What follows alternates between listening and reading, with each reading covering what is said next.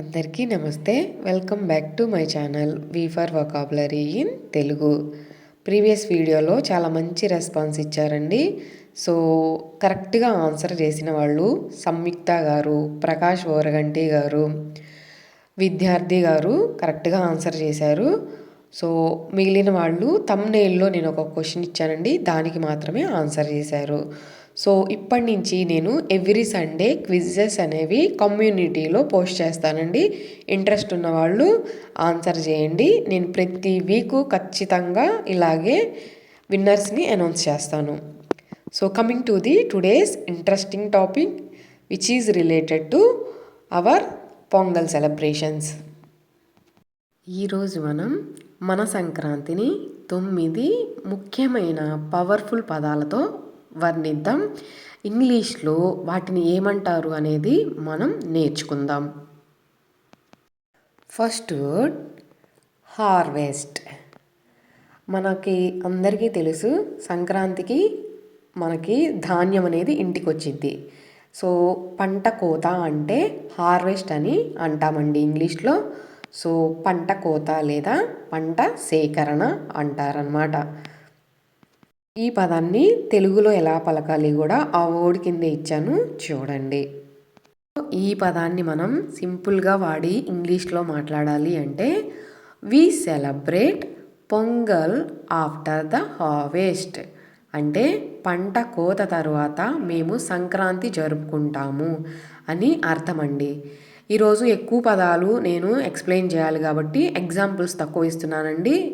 ఈసారి నేను కమ్యూనిటీలో పోస్ట్ చేస్తాను. ఎవరికైనా ఎక్కువ ఎగ్జాంపుల్స్ కావాలి అంటే కొంచెం ఎక్స్క్యూజ్ చేయండి, ఓకేనా. Next word prosperity. ప్రాస్పరిటీ అంటే మనం చాలాసార్లు నేర్చుకున్నామండి.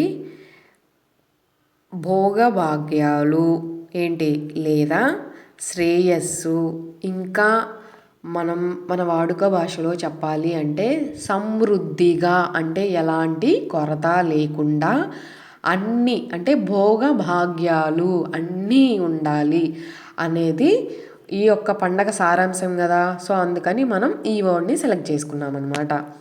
సో ప్రాస్పరిటీ అని పలకాలి.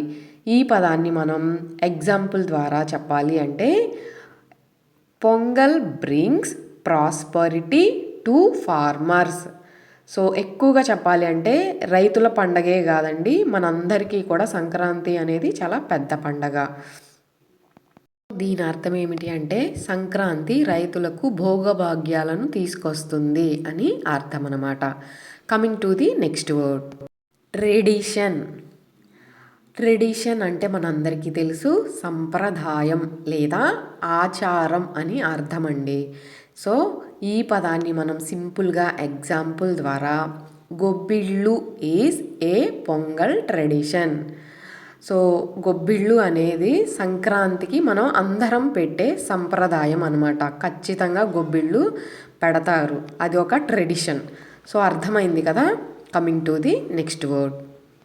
ఇక్కడ మనకు ఒక కొత్త పదం వచ్చింది, గొబ్బిళ్ళు. మనందరికీ తెలుసు దీన్ని ఇంగ్లీష్లో ఏమంటారు, కామెంట్ సెక్షన్లో కామెంట్ చేయండి.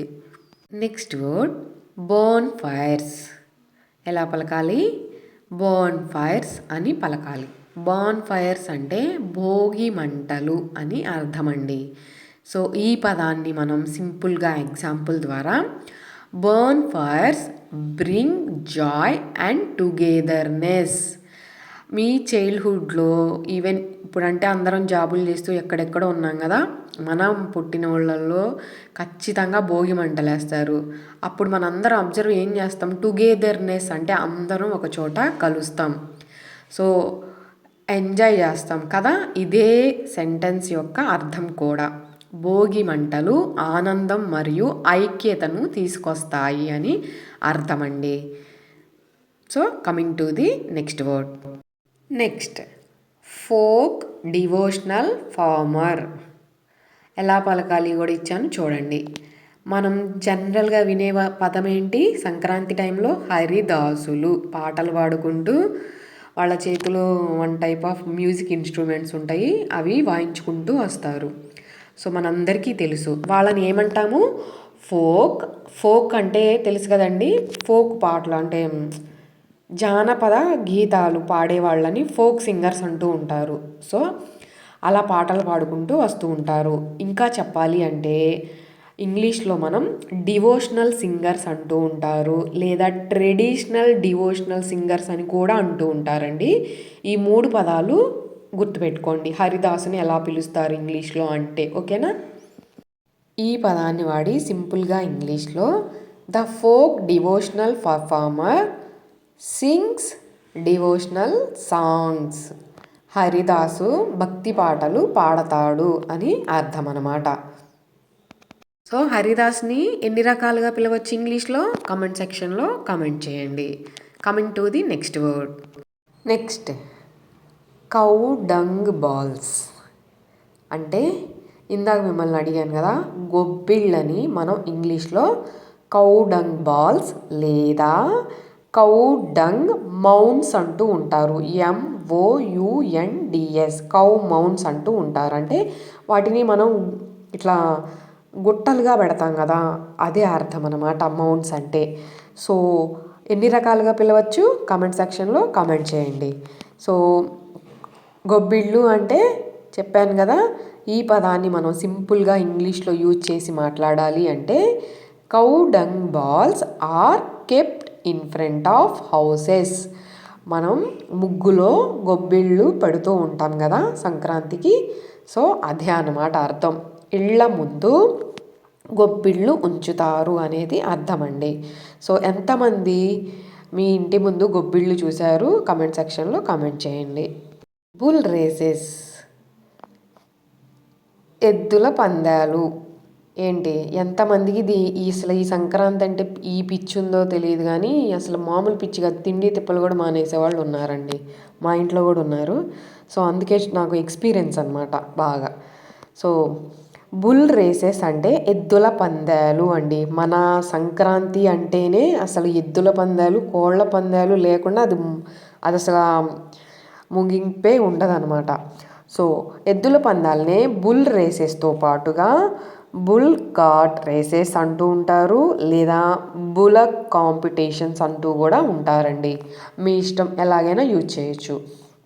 సో ఈ పదాన్ని వాడి మనం సింపుల్గా ఇంగ్లీష్లో మాట్లాడాలి అంటే bull races are popular during the Pongal festival. ఇది మనందరికీ తెలుసు. సంక్రాంతి పండగ సమయంలో ఎద్దుల పందాలు చాలా ప్రసిద్ధి. సో అర్థమైంది కదా. Coming to the next word. Next cock fighting. అబ్బా ఇది ఇంకో పిచ్చి. కాక్ ఫైటింగ్ అంటే కోడి పందాలు. కాక్ ఫైటింగ్తో పాటు రూస్టర్ ఫైటింగ్ కూడా అంటారండి. మీ ఇష్టం, ఏదైనా వాడచ్చు. సో ఏదైనా కానీ కోడి పందాలు అనే అర్థం అనమాట మనం ఇంగ్లీష్లో చెప్పాలి ఎవరికైనా అంటే, ఓకేనా? సో గుర్తుపెట్టుకోండి. కమెంట్ సెక్షన్లో కమెంట్ చేయండి, ఎవరికైనా యూస్ఫుల్ అవుతుంది. సో ఈ పదాన్ని మనం సింపుల్గా ఎగ్జాంపుల్ ద్వారా cock fighting is a traditional event during the Pongal festival. Sankranti పండగ సమయంలో కోడి పందాలు ఒక సాంప్రదాయ కార్యక్రమం. చాలామంది అసలు ఇంకా ఈ సంక్రాంతి అంటేనే 3 days ఇంకా అసలు వేరే వేరే లెవెల్ ఫెస్టివల్. ఇదే పెద్ద ఫెస్టివల్ మనందరికీ. సో అర్థమైంది కదా. Next word. నెక్స్ట్ జుజూబీ. ఇది చాలామంది సినిమాల్లో కామెడీగా తీసుకుంటారు, కానీ జుజూబీ అంటే రేగి పండు అని అర్థం అండి. సంక్రాంతి స్పెషల్ ఫ్రూట్ ఏంటయ్యా అంటే మనందరికీ తెలుసు, రేగి పండు. గొబ్బెళ్ళలో పెడతారు, ఏంటి మన భోగి స్నానాలలో వేస్తారు. తర్వాత పిల్లలకి భోగి పళ్ళు కూడా ఫెస్టివల్ చేస్తారండి, 5 years బిలో ఉన్న పిల్లలకి. సో ఈ పండు అనేది సంక్రాంతికి స్పెషల్ ఫ్రూట్ అనమాట. సో మన అందరికీ తెలుసు. ఈ పదాన్ని వాడి మనం సింపుల్గా ఇంగ్లీష్లో మాట్లాడాలి అంటే వి బై జుజూబీ ఫర్ పొంగల్. ఈ ఫ్రూట్ లేకుండా అసలుకి సంక్రాంతి అనేది లేదనమాట. సంక్రాంతి కోసం మేము రేగి పండ్లు కొంటాము అనేది అర్థం అండి. సో అర్థమైంది కదా. ఈ 9 పదాలు సంక్రాంతి చాలా చాలా ఇంపార్టెంట్ అనమాట. నేను ఒక ఫన్నీ క్వశ్చన్ మీ అందరికీ. During pongal villages enjoy dash. ఈ ఫిల్ ఇన్ ద బ్లాంక్లో ఏది కరెక్ట్ అండి? కామెంట్ సెక్షన్లో కామెంట్ చేయండి. విన్నర్స్ పేర్లు ఖచ్చితంగా అనౌన్స్ చేస్తాను సంక్రాంతి స్పెషల్ ఆఫర్ కింద. సో అర్థమైంది కదా? మీ అందరికీ ఈ వీడియో చాలా యూస్ఫుల్ అనే అనుకుంటున్నాను. చాలా తెలియని పదాలని మనం ఇంగ్లీష్లో ఏమంటాము అనేది నేర్చుకున్నాము. చాలా యూస్ఫుల్ అనే అనుకుంటున్నాను. మీకు కనుక మన వీడియో నచ్చినట్లయితే లైక్ చేయండి. ఎవరికైనా యూస్ఫుల్ ఉందంటే తప్పకుండా మర్చిపోకుండా షేర్ చేయండి. మీరు ఈరోజే చూస్తున్నట్లయితే కంటెంట్ నచ్చితే సబ్స్క్రైబ్ చేసుకోండి. మీ అందరి ప్రేమ ఇలాగే ఉండాలి, ఉంటుంది అని కోరుకుంటూ thanks for watching my video.